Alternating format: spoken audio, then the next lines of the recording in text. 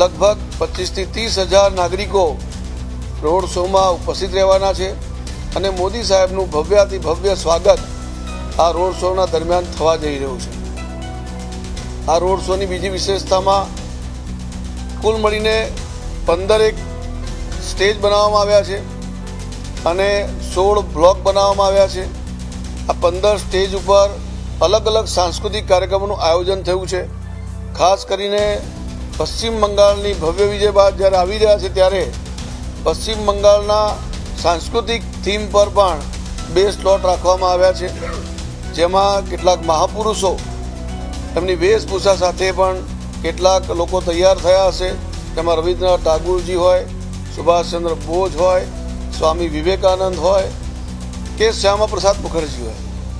એ જ પ્રમાણે ત્યાંની જે સંસ્કૃતિ છે, દુર્ગા પૂજા, કાલી માતાનું પૂજન, એ સંસ્કૃતિના આધારની થીમ પર પણ આ સ્ટેજ રાખવામાં આવ્યું છે। અમારી તમામ માહિતીથી અપડેટ રહેવા માટે જોડાયેલા રહો S9 ન્યૂઝ સાથે।